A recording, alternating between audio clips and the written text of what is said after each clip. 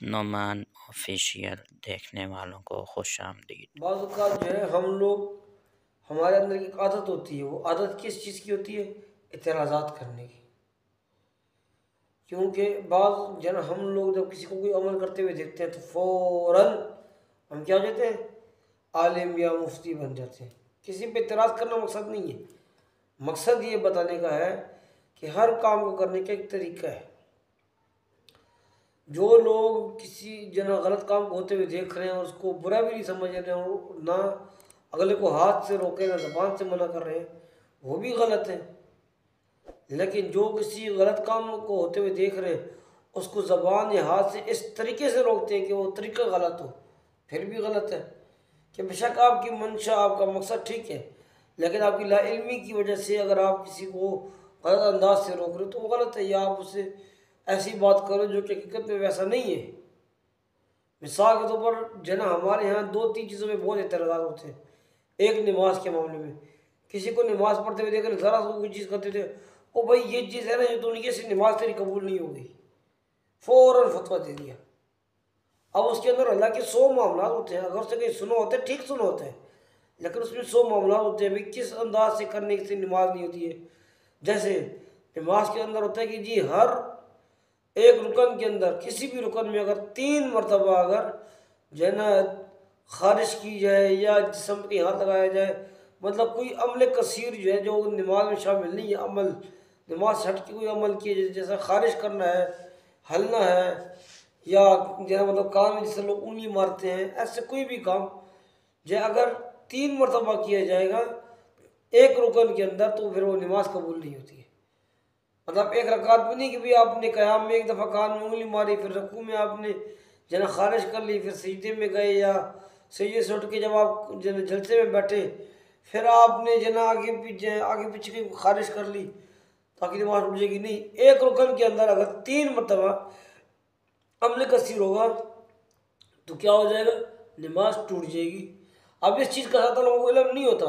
उन्होंने किसी को नमाज पढ़ते हुए देखी, उससे कहीं खारिज कर ली, ऐसे किसी ने यूँ कर लिया, किसी ने अपनी मतलब वो कमीज़ ज़रा सी सेट कर ली, एक दफ़ा कोई ऐसे अमल कर लिया, फ़ौरन कहेंगे जी तुम्हारी नमाज का जना कबूल नहीं हुई, नमाज सीखो, या तुम्हें नमाज पढ़ना नहीं आता, या तुमने गलत किया है दोबारा नमाज पढ़ो। हम नहीं कहते कि ये अमल गलत नहीं, बिल्कुल अमल गलत है, एक दफ़ा करना भी ठीक नहीं है, लेकिन एक दफ़ा अमल कसीर करने से नमाज नहीं टूटती। आप ये कह सकते हो कि भाई ये जो तुम कर रहे हो ये नमाज का ऐसा नहीं है, नमाज में ऐसा नहीं करना चाहिए, बात ठीक है। अगर आप कहोगे कि नहीं जी तुमने एक दफ़ा जो हमने कसीर किया इससे नमाज टूट गई, ऐसा नहीं है, नमाज नहीं टूटती, लेकिन लोग फ़ौरन बोल पड़ेंगे। अब रोज़ा रखा हुआ है, कोई बंदा बीमार है, कमज़ोर है, अगर बेचारा रोज़ा नहीं रख पा रहा है और उसने अपना रोज़ा तोड़ दी कि मेरी ताकत नहीं है, आप उससे फ़ौरन फतवा झाड़ दो, होता है ना इस तरह, और तूने रोज़ा तोड़ दिया। और देखो जी जन्म पहले हम वाक़या सुने, वो जो है साहबा कराम ने कितनी मुशक्क़तों में रोज़े नहीं तोड़े, आज के दौर में तूने रोज़ा तोड़ दिया। वो बेचारा बीमार है, उसकी कोई मजबूरी है, कोई मसलियत है, शरई उज़र है जिसकी वजह से उसने रोज़ा तोड़ दिया, नहीं फ़ौरन फतवा लग जाएगा। हज का मामला है उसमें भी इसी तरह ही होता है। और तूने कसर की नमाज नहीं पढ़ी, तेरा हज कबूल नहीं हुआ, और तूने ये किया तो तेरा ये काम नहीं हुआ, और तूने हज में हल्का सा ये काम करे तो वो इंसान है, कोई गलती से हो गया, अल्लाह माफ़ करने वाला, भूल चूक से अगर कोई चीज़ हो गई, अल्लाह माफ़ करने वाला, हम कौन है उसमें फितवा लगाने वाले? ये वो जो अमल कर रहा है अल्लाह ताला को पता है वो किस नियत और किस मकसद से वो अमल कर रहा है।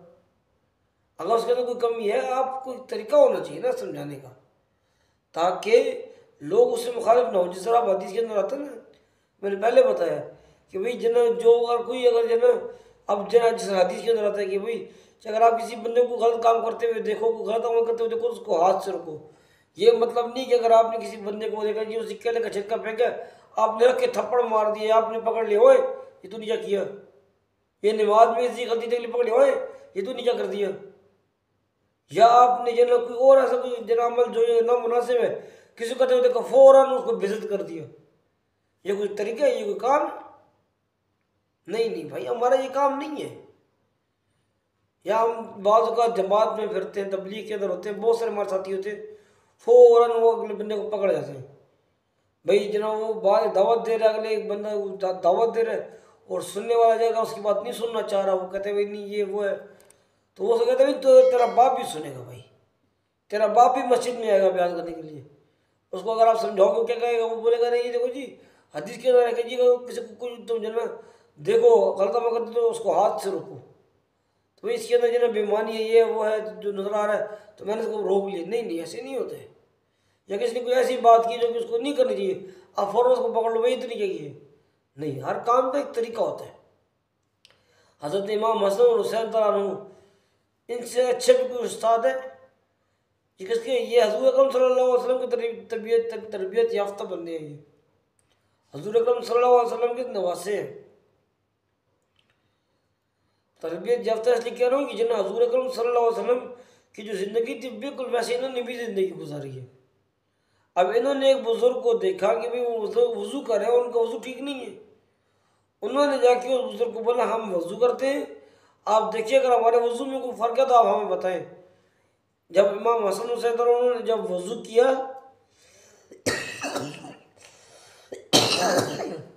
तो वज़ू करते ही वो बुज़ुर्ग को पता लग गया कि भाई गलती तो मेरे अंदर थी। उन्होंने बच्चों को बोला नहीं, उन्होंने इमाम हसन हुसैन को बोला कि गलती आपकी नहीं, गलती मेरे वज़ू में थी। ये तरीका होता है। जैसे साहबे कराम हैं, एक दफ़ा ये भी वाक़या है कि जब हज़ूर अकरम सल्लल्लाहु अलैहि वसल्लम नमाज़ पढ़ा रहे थे, एक रकात कम पढ़ा दी, तो जो है साहबे कराम जो है सब खामोश। वो एक साहबी ने बोला कि भाई कि जो है या रसूल अल्लाह, या तो अल्लाह ने नमाज छोटी कर दी है या फिर अल्लाह ने आपको नमाज भुला दी है, या फिर अल्लाह ने आपको नमाज भुला दी है। ऐसे बोला एहतरामन। वो पता कि मैं नबी को ये नहीं बोल सकता कि भैया आपने तो एक रकात नहीं पढ़ाई। हमारे यहाँ उलमा अगर कोई होता तो इमाम का गिरबान पकड़ लेते हैं। एक रकात कम पढ़ा ले इमाम ने तो क्या करते हैं, इमाम का गिरबान पकड़ लेते हैं। और तुझे तेरा ध्यान किधर है, होए तूने तो नमाज जो रकात ये 2 रकातें कम पढ़ा दी हैं, ऐसे उसको सुना देते हैं। जैसे इमाम ना हो गया नाउज़ुबिल्लाह कोई मुजरिम हो गया हमारा। अगर से नमाज में कोई रह गई रकात, आप तरीके से भी बात कर सकते हो, तरीके से भी बता सकते हो, सारे पीछे पड़ जाते हैं। क्यों, उन्हें तकलीफ होती है कि दोबारा आप नमाज पढ़नी पड़ेगी। फिर मस्जिद में भी लोग आना छोड़ देते हैं कि नहीं यार इसकी वजह से हमें 2-2 दफ़ा नमाज पढ़नी पड़ती है। अब ये भी कोई बात है? नहीं, आप तरीके से बात कर सकते हो। इमाम साहब, एक बंदा को तरीके से बोले इमाम साहब वो रकात एक कम हो गई थी, बात ख़त्म हो गई। फिर दूसरा काम क्या होता है, दूसरा काम ये होता है नमाज के दौरान लुक़मा देना शुरू कर देते हैं, खाना शुरू कर देते हैं, करते हैं कभी जना अल्लाह अकबर करना, कोई ना कोई इशारा देना शुरू कर देते हैं ताकि इमाम को जना ख्याल आ जाए। तो ऐसा नहीं करना चाहिए। नमाज सलाम फिर तरीके से बता दे, वो दोबारा नमाज पढ़ा देगा। अगर 5-7 मिनट 8 मिनट लगे, 5-7 मिनट और लग जाएंगे। जहाँ दुनिया में हम 1 घंटा घंटों गुजार देते हैं दुनिया के कामों में, अगर 7-8 मिनट लग जाए अल्लाह को राज़ी करने में लग जाए फालतू, तो उसमें क्या हर्ज है।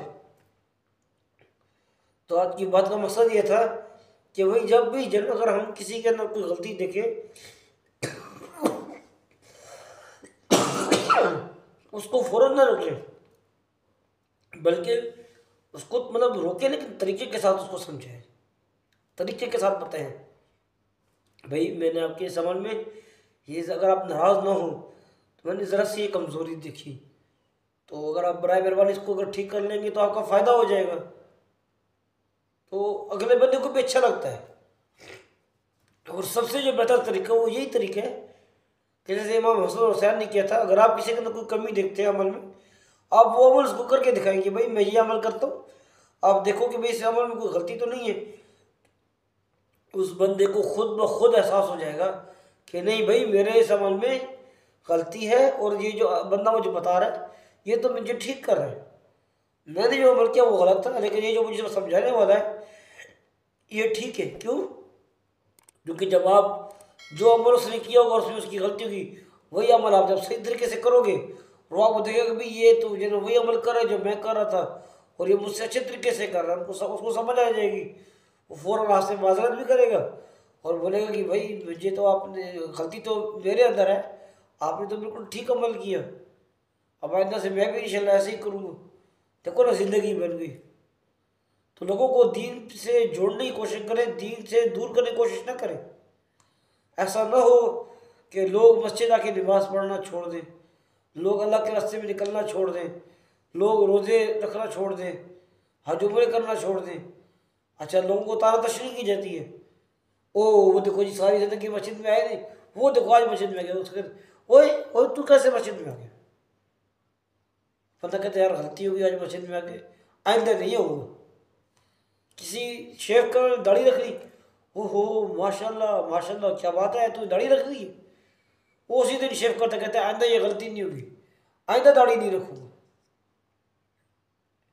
कोई अल्लाह के रास्ते में निकलता है, तबलीग निकलता है, लोग हाँ क्या बात है, तू तो अल्लाह के रास्ते में निकल गया, भाई क्या बात है, बड़ा शरीफ हो गया। वो कहते हैं आइंदा के बाद में अल्लाह के रास्ते में नहीं निकलूँगा, ख़त्म हो गई बात।